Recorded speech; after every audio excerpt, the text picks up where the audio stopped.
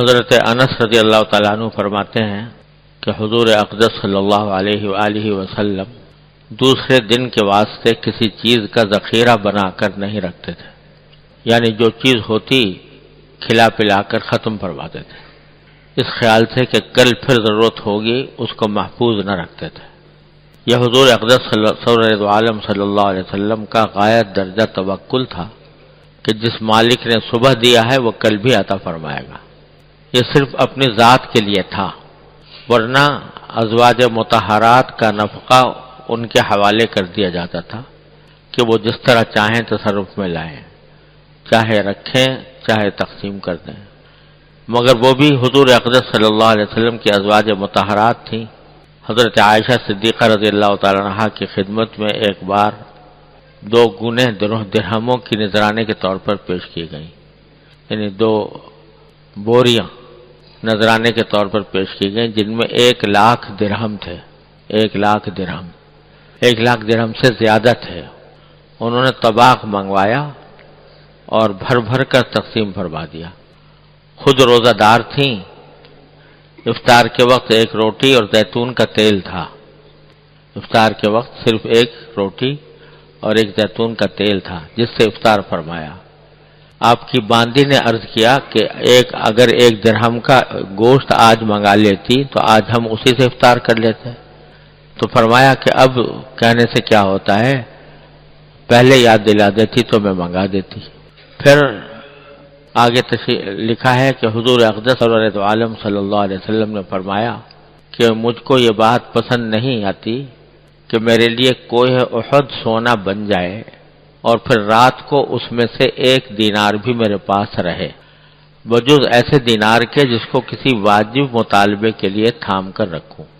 اور یہ بات آپ کے کمال سخاوت و جود و عطا کی دلیل ہے، چنانچہ اسی کمال سخاوت کے سبب آپ مقروض رہتے تھے،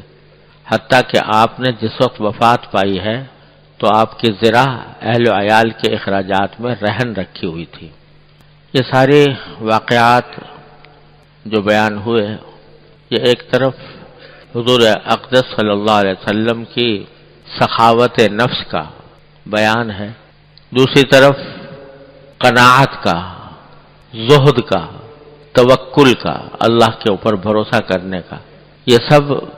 اعلیٰ صفات ہیں جو اللہ تبارک و تعالی نے نبی کریم سرور عالم صلی اللہ علیہ وسلم کو عطا فرمائی تھی۔ پہلے تو ایک بات سمجھ لینے کی ہے، یہ جو فرمایا کہ نبی کریم صلی اللہ علیہ وسلم اگلے دن کے واسطے کوئی چیز اٹھا کر نہیں رکھتے تھے، بس آج کا دن کے لیے جو کچھ انتظام ہے وہ کر لیا اور آج کا کھانے پر اکتفا کر لیا، کل کے لیے اللہ پر بھروسہ ہے، کل اللہ تعالیٰ پھر دوبارہ عطا فرما دیں گے کوئی چیز۔ تو آج کی چیز کل پر اٹھا کر نہیں رکھتے تھے۔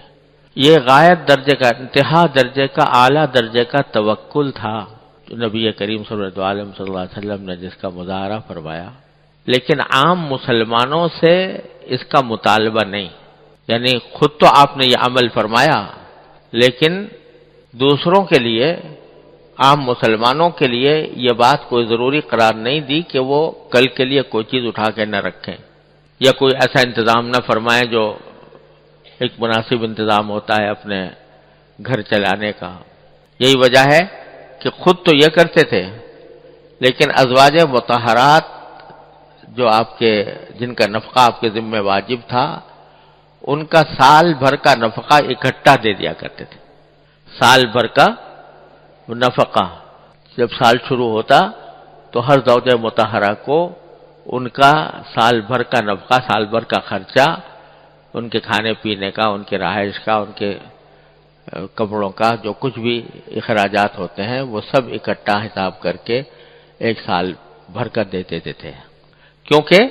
اپنے اوپر تو، اپنے بارے میں تو یہ خیال تھا کہ مجھے اگر فرض کرو فاقہ بھی ہو گیا تو مجھے کوئی پریشانی نہیں، مجھے اللہ تعالیٰ کے فیصلے پر بھروسہ ہے، مجھے اللہ تعالیٰ کے اوپر اعتماد ہے، اس نے رزق اپنے ذمہ لیا ہوا ہے، آج کے لیے کل کے لیے اگر نہیں اٹھا کے رکھوں گا تو اللہ تعالیٰ اگر دیں گے تو اللہ تعالیٰ کا کرم ہے، اگر بالفرض نہ ملا تو فاقہ بھی مجھے اٹھانے میں کوئی تکلیف نہیں، اللہ تبارک و تعالیٰ کے فیصلے پر راضی رہوں گا۔ لیکن بیوی بچوں سے یہ مطالبہ کرنا درست نہیں کہ بھئی ہم اگر اس طرح رہ رہے ہیں تو تم بھی اسی طرح رہو، ہم اگر فاقے اٹھاتے ہیں تو تم بھی اسی طریقے سے فاقے اٹھاؤ۔ تو آپ نے اپنی سنت سے یہ واضح فرما دیا کہ جن کا نفقہ ہمارے ذمہ واجب ہے ان کو اس بات کا مکلف کرنا کہ وہ پیغمبرانہ عزیمت اور پیغمبرانہ توکل اور پیغمبرانہ زہد کا مظاہرہ کریں، اس کا مکلف اپنے بیوی بچوں کو بھی نہیں کرنا، ان کے لیے حق ہے۔ اور ان کے بارے میں یہ فرمایا کہ اپنے بیوی بچوں پر بھی انسان اگر کچھ خرچ کرتا ہے تو وہ بھی صدقہ ہے، یعنی صدقے کا ثواب رکھتا ہے۔ یہاں تک کہ فرمایا کہ تم یہ الفاظ اس حدیث میں یہ آتے ہیں کہ اگر تم اپنے کوئی لقمہ اپنے بیوی کے منہ میں دیتے ہو تو وہ بھی صدقے کا ثواب رکھتا ہے۔ تو یہ نہ سمجھنا چاہیے کہ بیوی بچوں کے اوپر خرچ کرنا، بیوی بچوں کا نفقہ دینا یہ کوئی شریعت کے خلاف ہے یا زہد کے خلاف ہے یا توکل کے خلاف ہے یا بخل ہے یا حب مال ہے، یہ کچھ نہیں، وہ واجب ہے، ہر انسان کے ذمہ واجب ہے۔ اور نبی کریم صلی اللہ علیہ وسلم نے اپنے عمل سے ایسا کر کے دکھا دیا کہ سال بھر کا نفقہ اکٹھا دے دیتے ازواج مطہرات، مگر وہ بھی ازواج مطہرات حضور اقدس صلی اللہ علیہ وسلم کی تھیں۔ سال بھر کا تو گیا، لیکن اس میں سے اللہ تعالیٰ کے راستے میں خرچ کرتی رہتی تھی، اپنی مرضی سے خرچ کرتی رہتی تھی، یہاں تک کہ بعض اوقات ایسا بھی ہوتا تھا کہ جو تھا وہ سارا کا سارا خرچ کر دیا، اپنے پاس کچھ بھی نہیں رہا، کوئی ایک کھجور رہ گئی، کوئی ایک روٹی رہ گئی، کوئی ایک زیتون کا تیل رہ گیا، جیسے کہ حضرت عائشہ صدیقہ رضی اللہ عنہا فرماتی۔ تو توکل در حقیقت یہ ہے، شرعاً توکل یہ ہے کہ آدمی جائز حدود میں رہ کر مال کی کمائی کرے، لیکن ایک اجمال کے ساتھ کرے، جتنا بقدر ضرورت ہے اتنا کرے، اور باقی کے اوپر اللہ پر بھروسہ کرے۔ ناجائز کے کام کی طرف ہرگز نہ جائے یہ سوچ کر کہ بھئی اگر نہیں کروں گا تو بھوکا رہ جاؤں گا۔ اللہ پر یہاں بھروسہ کرنا ہے کہ گناہ کے ذریعے ناجائز طریقے سے، حرام طریقے سے حاصل نہیں کروں گا، چاہے بھوکا رہنا پڑے تو رہ جاؤں گا، لیکن حرام طریقے سے نہیں کروں گا۔ اور پھر اللہ پر بھروسہ رکھے کہ وہ ہمیشہ مجھے بھوکا نہیں رکھے گا، ہو سکتا ہے تھوڑے دنوں کی آزمائش آئے، لیکن پھر اللہ تبارک و تعالیٰ کی طرف سے فتح باب ہوتا ہے، دروازہ کھل جاتا ہے، ان اللہ والرزاق ذو القوۃ المتین کا مظاہرہ ہوتا ہے۔ بڑے لوگ جو ہے نا وہ تو جائز اسباب بھی اختیار کرنے کی طرف ان کا دھیان نہیں ہوتا، وہ تو جیسے نبی کریم صلی اللہ علیہ وسلم، لیکن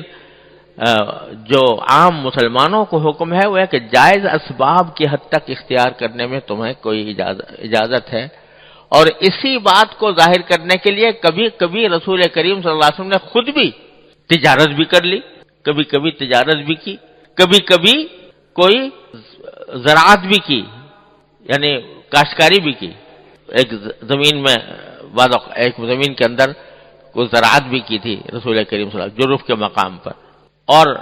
مزدوری بھی کی، بکریاں بھی چرائی، اجرت پر چرائی۔ تو اللہ تعالیٰ نے آپ کی سنت میں ہر چیز دکھا دی، یہ بھی کرنا چاہو تو یہ بھی، اس کی بھی سنت موجود ہے، یہ کرنا چاہو اس کی بھی سنت موجود ہے، یہ کرنا چاہو اس کی بھی سنت موجود ہے۔ لیکن عام جو اپنا معمول تھا وہ زہد کا، کہ آج جو کچھ مل گیا ٹھیک ہے، اگلے دن کے لیے فکر نہیں، جب آئے گا تو دیکھا جائے گا، اس وقت اللہ تبارک و تعالیٰ جیسا انتظام فرما دیں گے اس کے مطابق عمل ہو جائے گا۔ فکر کرنے اللہ پر بھروسہ ہے، کیوں اتنی اس فکر میں پڑے؟ اللہ تبارک و تعالیٰ خود ادا فرمائیں گے۔ چنانچہ روایتوں میں آتا ہے کہ بعض اوقات آپ فجر کے بعد آ کر گھر میں پوچھتے کہ بھئی کچھ ہے کھانے کے لیے، تو اگر جواب ملتا کہ کھانے میں کچھ ہے نہیں آج، فرمایا اچھا ٹھیک ہے، بس پھر ہمارا روزہ ہے، روزہ رکھ لیتے تھے۔ نفلی روزہ اس طرح رکھا جا سکتا ہے، صبح کو بھی نیت کر کے، فرمایا اچھا روزہ ہے۔ تو لیکن یہ خود کر کے تو دکھایا، لیکن دوسروں کے لیے ضروری قرار نہیں دیا، ہم امت کے واسطے، امت کے عام مسلمانوں کے واسطے یہ ضروری قرار نہیں دیا، بلکہ فرمایا کہ جائز اور حلال طریقے سے فکر کر لو، جو جائز اور حلال طریقے سے مل جائے اس کو صبر و شکر کے ساتھ، اس کو قناعت کے ساتھ اس کو استعمال کرو، اور ناجائز کی طرف مت جاؤ۔ اگر کبھی ایسا موقع آئے کہ حلال اور حرام میں مشکل پیش آ رہی ہے اور حرام چیز آنے والی ہے، اور خطرہ ہے کہ اگر حرام نہیں ہوگا تو بھوکا رہ جاؤں گا، تو پھر بھوکا رہ جانا بہتر ہے بنسبت حرام کھانے کے۔ اگرچہ اس میں بھی شریعت نے کچھ گنجائشیں دی ہیں، وہ الگ باب ہے، لیکن اس میں عزیمت کا مقام یہ ہے کہ آدمی بھوکا رہنا گوارا کر لے لیکن حرام کھانا گوارا نہ کرے، اگرچہ شریعت نے گنجائشیں بھی بعض جگہ پر دی ہیں دینے کی، الا یہ کہ جانی جانے کا اندیشہ ہو، موت کا اندیشہ ہو، تو پھر حرام کی بھی بقدر ضرورت اجازت دے دی ہے اللہ تعالیٰ نے۔ لیکن عام حالات میں آدمی کو چاہیے کہ وہ حرام سے پرہیز کرے۔ اور جب اللہ والے، اللہ کے بندے ایسے ہوتے ہیں کہ جب ان کو سامنے یہ بات آتی ہے کہ یہ چیز حرام ہے، تو چاہے وہ کتنے ہی سخت حالت میں ہوں، اللہ تعالیٰ ان کو توفیق دیتا ہے اور وہ بچتے ہیں حرام سے۔ اور پھر مشاہدہ یہ ہے کہ اس کے بعد اللہ تعالیٰ کی طرف سے دروازے کھلتے ہیں، ایسے کھلتے ہیں کہ یرزقہ من حیث لا یحتسب، قرآن فرماتا ہے وَمَن یتق اللہ یرزقہ من حیث لا یحتسب، جو اللہ تعالیٰ کا خوف دل میں رکھتا ہو، تقوی رکھتا ہو، اس کو اللہ تبارک و تعالیٰ ایسی جگہوں سے رزق عطا فرماتے ہیں جہاں سے اس کا گمان بھی نہیں ہوتا، اللہ تعالیٰ فرماتے ہیں، اور اس کا مشاہدہ کرا دیتے ہیں اللہ۔ مجھے یاد ہے ایک مرتبہ ایک نوجوان میرے پاس آئے اور انہوں نے آ کے بتایا کہ وہ ایک انشورنس کمپنی میں ملازم ہے، اور انہوں نے جو کچھ علم حاصل کیا وہ سارا انشورنس ہی کا علم حاصل کیا، وہ ایک ایکچوری کا علم کہلاتا ہے۔ اس وقت اس زمانے میں اکا دکا ہی ملک میں کوئی ہوا کرتے تھے ایسے، تو شاید وہ پہلے ہی آدمی تھے جنہوں نے ایکچوری کا علم حاصل کیا تھا، اور اس کی بنا پر انشورنس کمپنی میں ایک بڑی زبردست تنخواہ ان کو کے اوپر ملازم تھے۔ تو میرے پاس آئے تو آ کے پوچھنے لگے کہ مجھے تو پتہ نہیں تھا، مجھے بعض علماء نے بتایا کہ انشورنس کا جو کاروبار ہو رہا ہے یہ حرام ہے، تو میں آپ سے مسئلہ پوچھنے آیا ہوں، حرام ہے کہ حلال ہے؟ اور میں ملازم ہوں، وہاں پر ملازمت کر رہا ہوں، میری ملازمت حلال ہے کہ نہیں ہے؟ تو میں نے ان سے مسئلہ تو بتا دیا، میں نے کہا بھائی حرام تو ہے، یہ حلال تو ہے نہیں، ملازمت بھی جائز نہیں آپ کی۔ لیکن بزرگوں نے یہ کہا ہے کہ اگر کوئی شخص کسی حرام آمدنی میں مبتلا ہو اور اس کا کوئی اور ذریعہ روزگار نہ ہو، تو اس کو چاہیے کہ دوسرا کوئی ذریعہ حلال تلاش کرے، اور جب تک حلال نہ ملے اس وقت تک استغفار کرتا رہے، اور اس کو جاری رکھے، استغفار بھی کرتا رہے اللہ تعالیٰ سے، اور جو ہی دوسرے کوئی حلال ذریعہ مل جائے تو اس کو چھوڑ دیں۔ تو آپ کے لیے گنجائش یہ ہے کہ آپ اس طرح دوسرا روزگار تلاش کریں جیسے ایک بے روزگار آدمی تلاش کرتا ہے، اور جب مل جائے تو چھوڑ دیں۔ تو اس نوجوان کو اللہ تعالیٰ نے کیا پتہ نہیں اس کے کو عظیمت عطا فرمائی تھی، وہ کہنے لگا مفتی صاحب میں آپ سے مسئلہ پوچھنے آیا ہوں، مشورہ لینے نہیں آیا، مسئلہ پوچھنے آیا ہوں، مشورہ لینے نہیں آیا۔ جب آپ نے کہہ دیا کہ حرام ہے تو بس حرام ہے، آج سے ہی میں نے چھوڑ دیا، اور مجھے اللہ پر بھروسہ ہے کہ اللہ تعالیٰ مجھے بھوکا نہیں مارے گا، جب حرام ہے تو حرام ہے۔ یہ جملہ اس کا مجھے آج تک یاد ہے کہ اس نے کہا مفتی صاحب میں آپ سے مسئلہ پوچھنے آیا ہوں، مشورہ لینے نہیں آیا، جب کہہ دیا حرام ہے تو حرام ہے، آج سے ختم۔ پھر اللہ تعالیٰ نے اس کو اتنی عزت دی، اتنی پھر ایک دوسری ملازمت اس کو ملی، اور ساری ملک میں اس کی عزت ہوئی، شاید باہر بھی چلا، بہت عرصے سے مجھے پتہ نہیں کہاں ہے، لیکن مجھے پتہ چلا کہ اللہ تعالیٰ نے اس کو غیب سے اس کے لیے دروازے کھولے۔ ایک مثال نہیں، سینکڑوں مثالیں ہیں۔ ہوتا کیا ہے کہ شروع میں انسان یہ بہکاتا ہے، شیطان یہ بہکاتا ہے کہ اگر تو نے یہ حرام کام چھوڑ دیا تو تو بھوکا مر جائے گا،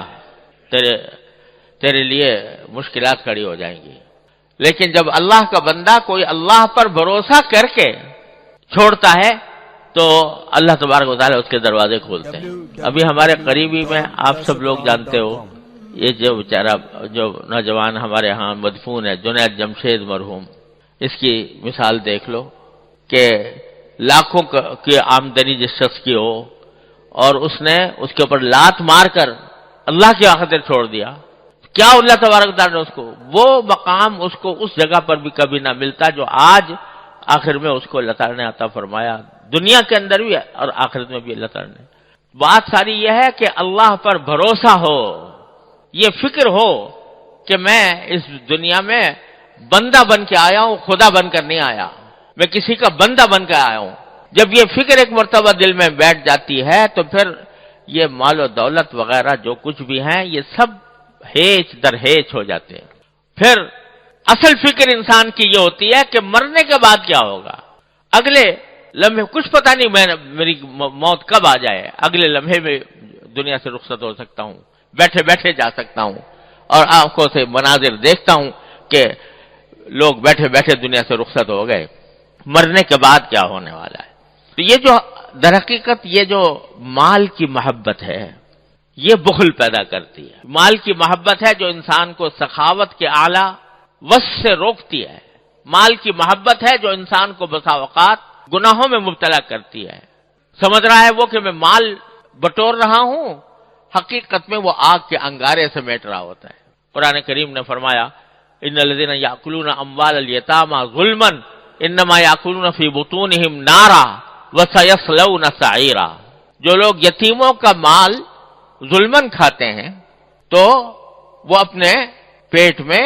انگارے بھر رہے ہیں، انگارے کھا رہے ہیں۔ وہ بعض جگہ لفظ قرآن کریم میں آیا کہ وہ آگ انگارے، بعض حرام خوری کے لیے آیا ہے کہ رزف جہنم، جیسے کسی پتھر کو آگ میں تپا دیا جائے تو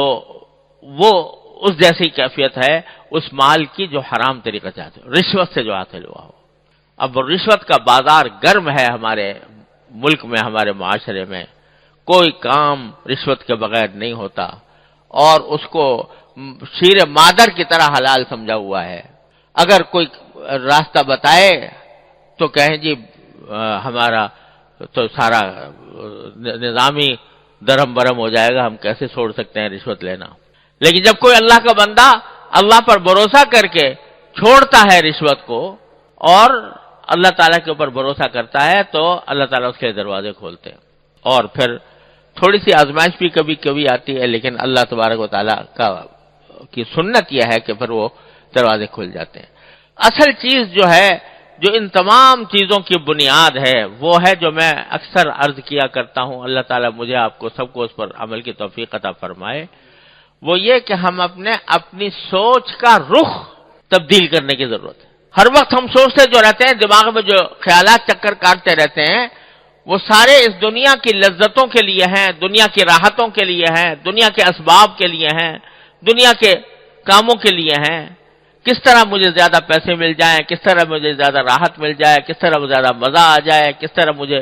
دنیا میں شہرت مل جائے، کس طرح دنیا میں مجھے کوئی منصب رتبہ مل جائے، ساری دوڑ دھوپ سوچ بچار سب اس طرف گھوم رہی ہے۔ لیکن یہ فکر کہ میں اللہ کا بندہ ہوں، میرا کوئی کام اللہ تعالیٰ کی مرضی کے خلاف تو نہیں ہو رہا، یہ فکر جو ہے یہ یا تو معدوم ہے یا اتنی دبی ہوئی ہے کہ فیصلے اس کی بنیاد پر نہیں ہو رہے۔ اس کی وجہ سے کبھی حب مال ہمیں گھیر لیتا ہے، کبھی حب جاہ گھیر لیتی ہے، کبھی ہمیں گناہوں میں مبتلا کر دیتی ہے، اور کم از کم آخرت سے تو غافل کیے ہوئے ہے ہی ہے۔ تو میرے بھائیوں، یہ بات بار بار عرض کرتا رہتا ہوں کہ اس کا راستہ یہ ہے کہ اپنی سوچ کا رخ جو ہے وہ تبدیل کرو۔ سوچ کا رخ اس طرح تبدیل کرو کہ کوئی بھی انسان ایسا نہیں جو ہر وقت کچھ نہ کچھ سوچ نہ رہا ہو۔ ہے کوئی؟ ہر وقت دماغ میں کچھ نہ کچھ خیالات آتے رہتے ہیں کہ نہیں؟ اور فضول خیالات آتے رہتے ہیں بسا اوقات، جن سے نہ کوئی فائدہ، جن سے نہ کچھ راحت، نہ کوئی آرام، بس خیالات ہیں چلے آ رہے ہیں۔ ایک طوفان ہے خیالات کا، ادھر سے ادھر، ادھر سے ادھر، کبھی گھر کا خیال آ گیا، کبھی دفتر کا خیال آ گیا، کبھی اپنے پیسے کا خیال آ گیا، کبھی خیالات میں مگن ہے انسان ہر وقت۔ کتنے خیالوں سے تمہیں فائدہ پہنچا ہے ذرا اندازہ کر کے دیکھو، کتنے خیالات صبح سے لے کے شام تک دماغ میں جو خیالات آ رہے ہیں، ان میں سے کتنے خیالات ایسے ہیں جن سے کچھ تمہیں فائدہ پہنچ رہا ہے، دنیا کا یا آخرت کا؟ اکثر و بیشتر نظر آئیں گے کہ فضول خیالات ہیں، اکثر و بیشتر یہ نظر آئے گا، ایسے ہیں جن سے کوئی فائدہ نہیں پہنچ رہا، بس ایسے ہی رو ہے خیالات کی، ادھر سے ادھر بھٹک رہی ہے، ادھر سے ادھر بھٹک رہی ہے۔ اس خیالات کی رو کو تھوڑا سا بدل کے دیکھو، کس طرف؟ اپنے پروردگار کی طرف، کہ دیکھو میرے پروردگار نے میرے لیے کیا کچھ نعمتیں دے رکھی ہیں، مجھے کس طرح مجھے زندگی عطا فرمائی، کس طرح مجھے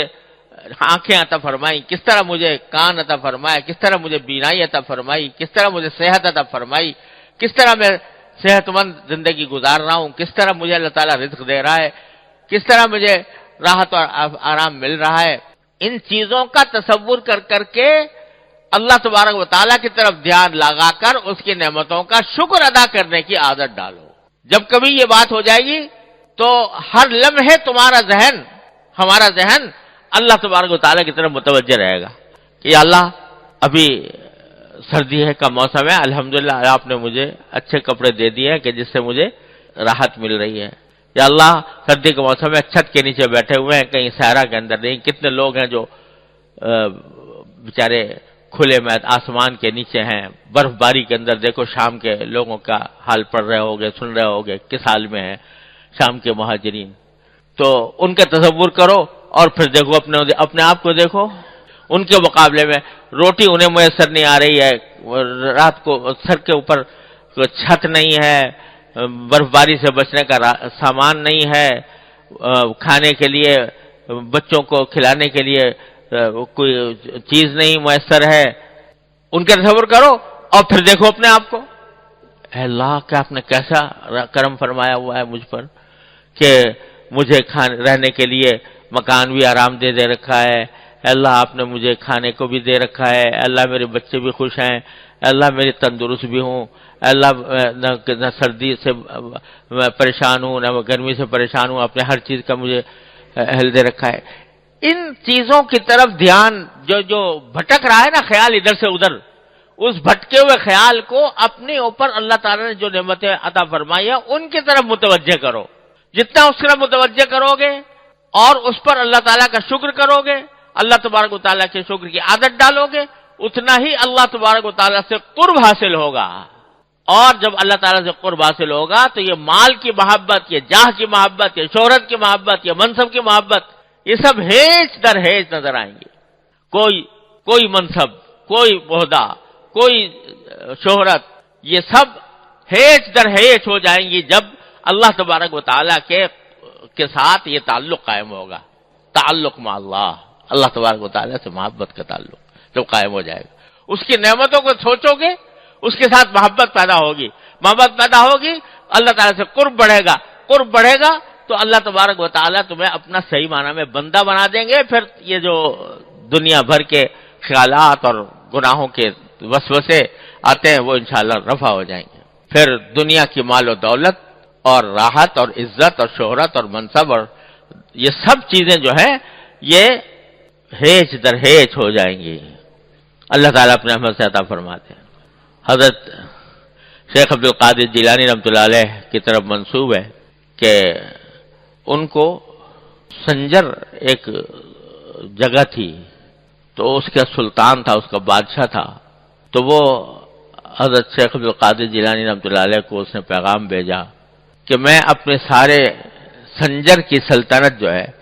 وہ آپ کو پیش کرنا چاہتا ہوں، آپ اس سلطنت کے مالک بن جائیں اور سلطان بن جائیں۔ یہ پیشکش کی پوری سلطنت کی بادشاہ نے۔ اللہ! تو حضرت شیخ عبدالقادر جیلانی رحمۃ اللہ علیہ نے جواب دیا، وہ کسی نے نظم کیا ہے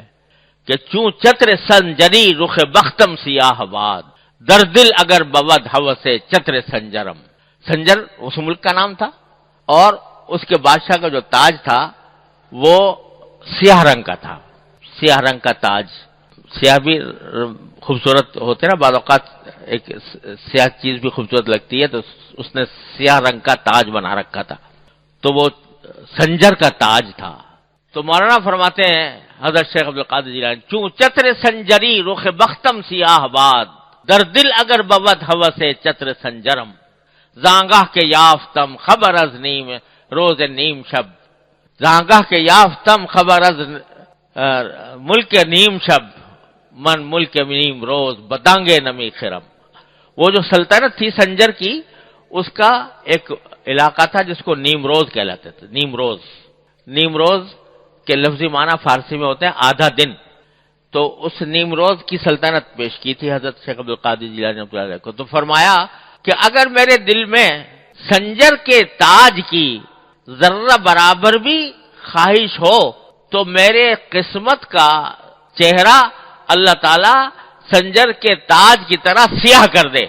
اگر میرے دل میں سنجر کے تاج کی ذرہ برابر بھی خواہش ہو تو اللہ میاں ایسا ہی میرا بخت، میری قسمت ایسی سیاہ کر دے جیسے سنجر کا تاج ہے. زانگاہ کے رافتم خبر از نیم ملک کے نیم شب، جب سے مجھے آدھی رات کی سلطنت ملی ہے، آدھی رات کی سلطنت ملی ہے، تو میں آدھے دن کی سلطنت کو ایک دمڑی کے عوض بھی خریدنے کو تیار نہیں. یہ نیمروز کے معنی تھے آدھا دن اور وہ سلطنت تھا. تو نیمروز یعنی آدھے دن کی سلطنت میں ایک دمڑی کو بھی خریدنے کو تیار نہیں ہوں جب سے مجھے آدھی رات کی سلطنت نصیب ہوئی ہے. آدھی رات کی سلطنت سے کیا مراد؟ کہ آدھی رات کے اندر اللہ تبارک و تعالیٰ سے تعلق جوڑ کر اللہ تعالیٰ کے بارگاہ میں کھڑا ہونا، اس کے سامنے عبادت کرنا، اس سے تعلق جوڑنا، اس سے دعائیں مانگنا. اس میں جو اللہ تبارک و تعالیٰ نے مجھے لذت اور حلاوت عطا فرمائی ہے اور اس کی جو سلطنت مجھے بخشی ہے، اس کے آگے نیمروز کی سلطنت کوئی حقیقت ہی نہیں رکھتی. میں ایک دمڑی میں بھی اس کو خریدنے کو تیار نہیں ہوں. تو اللہ تبارک و تعالیٰ جب اپنی ذات سے تعلق عطا فرما دیتے ہیں تو پھر کوئی دولت، کوئی حشمت، کوئی حکومت، کوئی منصب، کوئی جاہ وہ آدمی کے سامنے پرے کاہ کی بھی حیثیت نہیں رکھتی. تو راستہ کیا ہے کہ سوچ کا رخ موڑو. سوچ کا رخ موڑو. کس طرح موڑو؟ اللہ تبارک و تعالیٰ کی نعمتوں کی طرف، اس نعمتوں کا شکر ادا کرنے کی طرف، اپنی حاجتیں اس سے مانگنے کی طرف. یہ جو دن رات شیخ چلی کی طرح منصوبے بنا رہے ہو، وہ اس منصوبوں کے بجائے اللہ تعالیٰ سے مانگو. یا اللہ مجھے فلاں چیز کی ضرورت ہے، عطا فرما دیجئے. یا اللہ مجھے آپ نے اتنا کچھ عطا فرما رکھا ہے، پہلے میں اس کا شکر ادا کرتا ہوں اور پھر جو مجھے مطلوب ہے اللہ اس کو آپ سے مانگتا ہوں. اسی لیے دعا کرنے کا جو بہتر طریقہ بزرگوں نے بتایا ہے اور نبی کریم صلی اللہ علیہ وسلم سے ثابت ہے وہ یہ کہ آدمی دعا سے پہلے شکر ادا کرے. الحمدللہ رب العالمین پہلے کہے. کیا مطلب؟ کہ اگر صرف بغیر اللہ تعالیٰ کا شکر کیے حاجت مانگو گے اللہ تعالیٰ سے تو گویا ایک طرح سے کہیں اس میں شائبہ پیدا ہوتا ہے شکوے کا. جیسے میرے پاس کچھ ہے تو ہے نہیں، میں مانگ رہا ہوں، آپ سے مانگ رہا ہوں. لیکن پہلے شکر ادا کر لو کہ جو موجودہ نعمتیں ہیں ان پر شکر کر کے اعتراف کر لو کہ اللہ آپ نے مجھ پر بہت نعمتوں کی بارش کر رکھی ہے، ساری تعریفیں آپ کی ہیں، سارا شکر آپ کا ہے. پہلے شکر کر کے اللہ تبارک و تعالیٰ کے نعمتوں کا اعتراف کر لو اور اعتراف کر کے شکر ادا کر کے پھر کہو کہ یا اللہ بہت کچھ دے رکھا ہے لیکن یہ حاجت ہے میری، یہ حاجت بھی پوری فرما دیجیے. تو پھر دیکھو وہ ایک طرف شکر کے نتیجے میں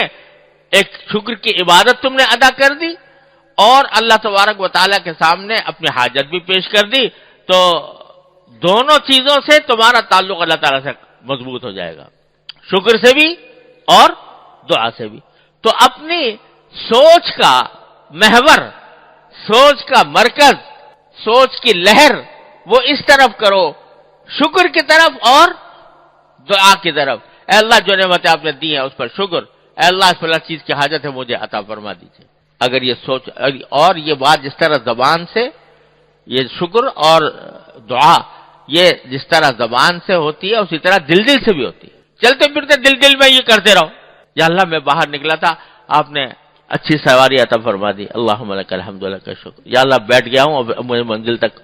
آسانی سے پہنچا دیجیے. اللہ میں گھر میں داخل ہونے والا ہوں، گھر والوں کو خیر عافیت سے پاؤں، اچھی حالت میں دیکھوں، کوئی برا منظر سامنے نہ آئے. اے اللہ جب میں گھر میں داخل ہو گیا سب کو اچھی حالت میں پایا، یا اللہ آپ کا فضل و کرم ہے، آپ کا شکر ہے. اے اللہ ان کے درمیان محبتیں قائم رکھیے، اللہ ان کو آپ نے اپنے دین دنیا کی ترقی عطا فرمائیے.